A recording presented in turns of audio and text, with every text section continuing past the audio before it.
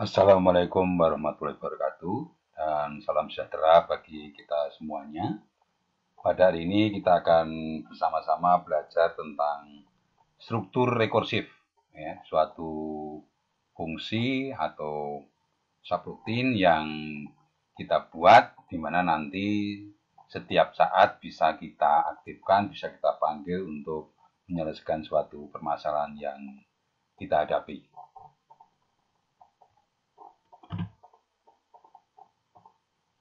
Secara definitif, ya, rekursif, ya, ini adalah suatu proses yang bisa memanggil dirinya sendiri. Ya. Ini penting untuk membuat suatu program supaya lebih efisien dan efektif. Ya.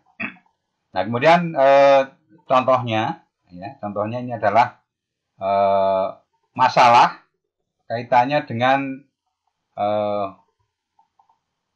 memotong roti, ya, roti tawar tipis-tipis sampai habis, ya, sampai selesai, sehingga tidak bisa dipotong lagi. Nah, algoritmanya kita bisa jelaskan. Yang pertama, jika roti sudah habis atau potongan sudah paling tipis, maka pemotongan selesai, ya, berhenti. Kemudian yang kedua, jika roti masih bisa dipotong, maka potong tipis dari tepi roti tersebut. Lalu lakukan prosedur 1 dan 2 ini secara berulang-ulang, ya. Dari sisa potongan yang selama bisa dipotong lagi, ya. Intinya begitu algoritmanya, ya. Nah, kaitannya dengan fungsi rekursif, ya. Itu nanti kita akan bahas. Yang pertama adalah fungsi pangkat, kemudian fungsi faktorial, kemudian bilangan Fibonacci, dan yang terakhir adalah menara Hanoi. Ya. Baik, sekarang kita akan coba bahas kaitannya dengan fungsi pangkat secara rekursif, ya. Misalnya menghitung 10 pangkat n, ya, dengan menggunakan konsep rekursif, ya, ini. Nah, secara notasi, ya, pemrograman dapat ditulis demikian, ya. Jadi 10 pangkat 0, ya, 10 pangkat 0 ini di dalam matematik, ya, itu sudah merupakan kesepakatan bahwa kalau 10 pangkat 0 itu adalah harganya 1. Jadi di dalam matematik itu ada hal-hal yang sifatnya harus disepakati bersama. Jadi kalau nanti menemui 10 pangkat 0, itu nanti nilainya 1. Kemudian kalau secara umum, 10 pangkat n itu adalah 10 dikalikan dengan 10 pangkat n min 1. Ya. Nah, contohnya ini, ya, misalnya 10 pangkat 3. Maka kita akan dapatkan, ya, untuk rekursifnya 10 kali 10 pangkat n min 1, yaitu berapa? 2. Kemudian 10 pangkat 2 ini, karena belum terakhir 10 pangkat 0, maka kita perhatikan di sini, ya. 10 pangkat 2 ini sama dengan 10 kali pangkat 10 pangkat 1. Ya. Nah, kemudian dari 10 pangkat 1 ini kita dapatkan 10 kali 10 pangkat 0. Nah, karena 10 pangkat 0 ini, ya, yang sudah 0 terakhir, ya, maka merupakan kesepakatan bersama di dalam matematik itu diakui bahwa 10 pangkat 0 itu adalah 1. Nah, dengan demikian untuk fungsi-fungsinya berhenti, ya, hasilnya akan dimunculkan, ya. Nah, ini contoh programnya menggunakan Python, ya. Ya, kita buat suatu fungsi di sini, ya, pangkat xy, parameternya x, ya. Ini x itu adalah bilangan yang mau dipangkatkan, y ini adalah pangkatnya. Jadi sesuai dengan aturannya, itu kalau y-nya sama dengan 0, pangkatnya 0, maka sudah berhenti. Ya, return berhenti, ya. Kemudian kalau tidak, artinya lebih besar dari 0, ya, maka akan melakukan perhitungan x dikalikan dengan pangkat, ya, x, ya, koma y min 1. Di mana pangkatnya ini berkurang 1. Ya, Y-nya berkurang 1. Jadi kalau kita masukkan di sini, misalnya input masukkan nilai X yang mau dipangkatkan bilangannya, kemudian masukkan nilai Y yang merupakan pangkat, ya, maka kalau nanti kita cetak di sini, ya, cetak, kemudian ini ada simbol untuk menampilkan bilangan bulat, ya, atau integer, ya, kemudian dipangkatkan dengan ini, ya, kemudian hasilnya adalah, nah ini nanti parameter ini akan masuk di sini, ya, X ini nanti akan masuk, tulis di sini, kemudian pangkatnya ini akan masuk di sini, kemudian hasil pemangkatan, ya, XY ini akan masuk di sini, ya. Jadi ini fungsi rekursif yang manggil selalu berulang-ulang, gitu ya. Maka nanti kalau kita masukkan nilai misalnya di sini X10, ya, kemudian Y, ya, pemangkatnya adalah 3, maka akan muncul di situ, ya, di dalam programnya 10 dipangkatkan 3, ya, sama dengan 1000, ya. Jelas ya? Nah, ini penjelasannya, ya. Jadi secara ringkas kaitannya dengan fungsi pangkat, ya. Jadi fungsi pangkat akan memanggil dirinya sendiri, rekursif tadi, yaitu setiap nilai X dan Y ini diinput akan dikirim ke fungsi pangkat. Yang tadi parameternya adalah X, ya, dan Y, yang melalui parameter Y tadi, ya. Nih, nah kemudian selama nilai Y bukan 0, tidak sama dengan 0, maka fungsi pangkat ini akan terus memanggil dirinya sendiri. Ya, ini penting, dirinya sendiri ini. Dan nilai Y akan selalu berkurang 1. Sehingga pada fungsi rekursifnya ada Y min 1. Sampai kondisi terpenuhi dan perlungan dihentikan. Jadi selama kondisinya tidak sama dengan 0, maka fungsi rekursif akan selalu dipanggil atau diaktifkan. Kemudian yang kedua adalah kaitannya dengan faktorial, ya. Merupakan kesepakatan bersama bahwa kalau misalnya faktorial 0, ya, ini sama dengan 1. Nah, ini sesuatu yang harus diterima di sini, ya. 0 faktorial itu sama dengan 1. Kemudian secara umum, n faktorial ini adalah n dikalikan dengan n min 1 faktorial. Nah, ini untuk n sama dengan n lebih besar dari 0. Ya, makanya untuk n sama dengan 0 itu didimensikan hasilnya sama dengan 1. Nah, secara pemrograman, ya, notasi pemrograman seperti ini. Faktorial 0, ya, ini adalah 1, kemudian secara umum faktorial n adalah n kali faktorial n min 1.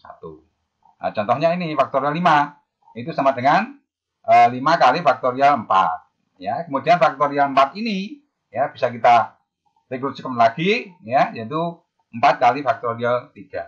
Dan seterusnya sampai kepada faktorial 1, ya, ini 1 dikalikan faktorial 0.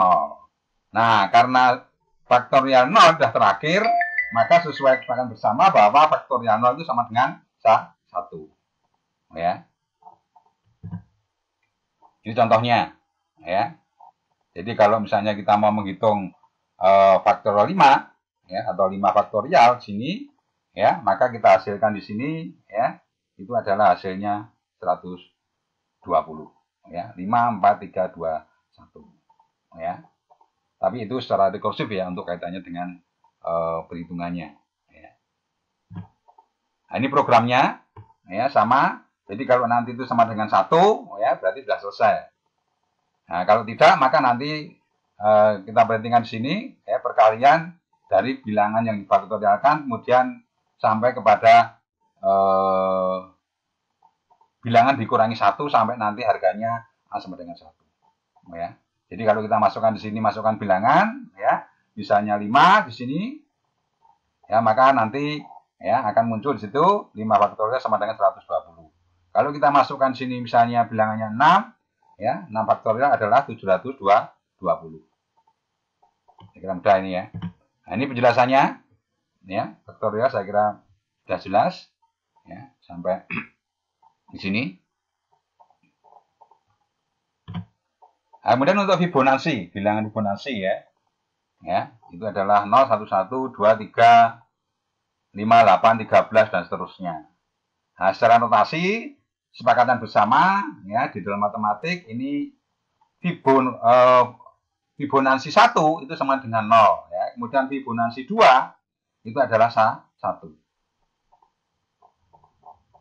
Kemudian secara umum Fibonacci n ya, selama harganya tidak 0 atau 1, maka adalah Fibonacci n-1 ditambah dengan Fibonacci n-2. Ya, ini secara umum begitu. Jadi kalau kita berikan contoh di sini Fibonacci 5 ya, untuk menghitungnya maka di sini akan muncul ya perhitungan Fibonacci 4 ditambah Fibonacci 3. Kemudian Fibonacci 4 ini kita turunkan lagi ya, kita rekursif lagi ya, Fibonacci 3 ditambah Fibonacci 2. Nah, kemudian Fibonacci ini 3 ya, karena masih umum di sini ya, Fibonacci 2 ditambah dengan Fibonacci 1. Nah, ini merupakan nilai awal untuk Fibonacci 2 dan 1 di mana nilainya adalah 1 dan 0. Nah, sehingga akan berhenti ya. Nah, programnya seperti ini ya, konsepnya sama ya. Jadi kalau kita masukkan misalnya di sini 5 ya, maka muncul di situ 0, 1, 1, 2, 3. Kemudian kalau misalkan 8 ya, muncul 0, 1, 1, 2, 3, 5, 8, 13. Ya. Ini konsepnya ya, kaitannya dengan bilangan Fibonacci di mana bilangan ini adalah apa? Fibonacci adalah bilangan yang memiliki suku awal 0 dan 1. Dan suku berikutnya ini adalah penjumlahan dari dua suku sebelumnya. Ya. Jadi kalau yang tadi ini ya, jadi ini awalnya pasti ada di situ.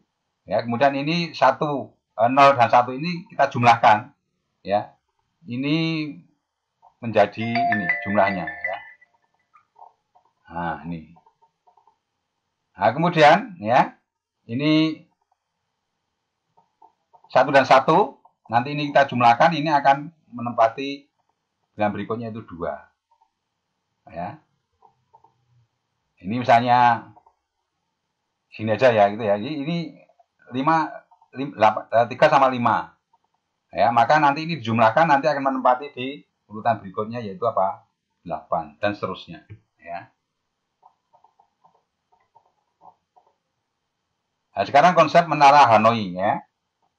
Jadi konsepnya seperti ini, di sini ada apa? 3 tiang di mana A ini adalah tiang asal ya, kemudian ini bantuan untuk sementara, kemudian ini tiang tujuan yaitu C. Itu pindahkan ya piringan dari satu tiang ke tiang yang lain ya dengan memenuhi aturan sebagai berikut. Jadi tidak boleh sembarangan. Hanya satu blok yang boleh dipindahkan ya ke kolom lain ya, pada waktu tertentu. Setiap tindakan dilakukan dengan memindahkan blok teratas dari sembarang kolom untuk dipindahkan ke kolom lain. Nah, ini hanya boleh meletakkan blok yang lebih kecil di atas blok yang lebih besar. Ya. Ini aturannya ya. Nah, ini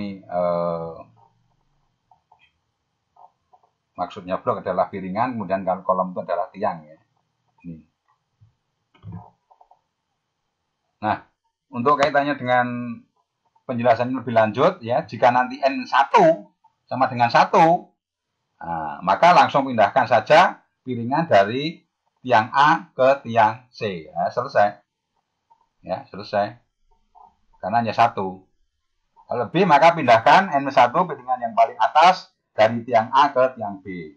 Kemudian pindahkan piringan ke N, ya, piringan terakhir saat itu setelah dikurangi yang N-1 maka apa? Dari tiang A ke tiang C. Kemudian pindahkan N-1 ya, yang tadi itu dari tiang B ke tiang C. Ya, demikian seterusnya, nanti ini akan dilakukan secara rekursif gitu ya. Nah, kalau misalnya kita ubah dalam notasi ya, misalnya nanti ini adalah N piringannya, kemudian ini adalah tiang asal, kemudian ini tiang bantu, kemudian ini tiang tujuan. Ya. Maka kita bisa nanti lakukan ya, fungsi rekursif seperti ini. Ya. Yang sudah dijelaskan di depan tadi. Ya. Maka kalau nanti Anda perhatikan ya, di dalam langkah-langkahnya itu 121, 121 itu selalu berulang-ulang dilakukan. Ya. Nah, kita lihat di sini ya. Ini lalu berulang-ulang di sini ya.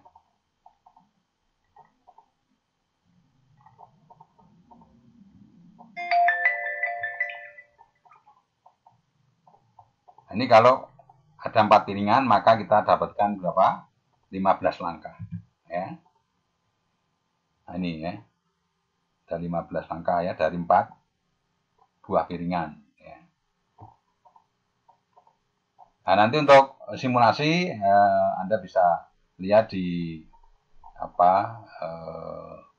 URL-nya, linknya bisa lihat sini kaitannya dengan game untuk Hanoi ya.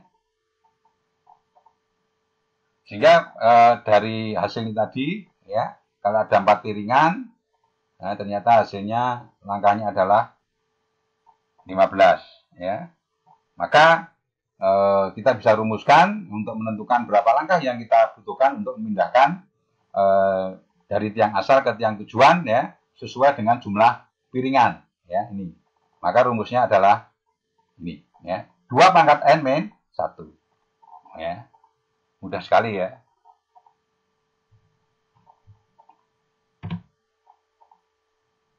Baik, saya kira itu untuk materi kaitannya dengan rekursif ya. Maka nanti seperti biasanya ada tugas untuk mengerjakan soal yang sudah kita sediakan di Google Form ya. Nanti Anda silahkan kerjakan dengan sebaik-baiknya ya. Hati-hati dan cermat karena nanti hanya 1 kali Anda bisa mengerjakan soal itu ya. Demikian juga nanti tolong dikerjakan untuk kaitannya dengan mengolah penalaran Anda, logika Anda kaitannya dengan bagaimana Anda harus menjelaskan ya langkah demi langkah proses untuk memindahkan 5 piringan dari tiang A ke tiang C. Ya. Dari sini ya Anda pindahkan ke sini. Dan buatlah programnya dengan pattern ya. Baik, saya kira cukup sekian untuk pertemuan yang ke-6 ini. Kalau ada hal yang kurang berkenan silakan konfirmasi, atau mungkin kalau ada hal yang perlu ditanyakan silakan sharing dulu dengan teman-temannya, atau mungkin browsing gitu ya. Kalau terpaksanya tidak mendapat solusi ya silahkan konfirmasi ke saya ya. Baik, saya kira demikian. Ada kurang lebihnya mohon maaf. Wassalamualaikum warahmatullahi wabarakatuh. Salam sehat bagi kita semuanya. Amin.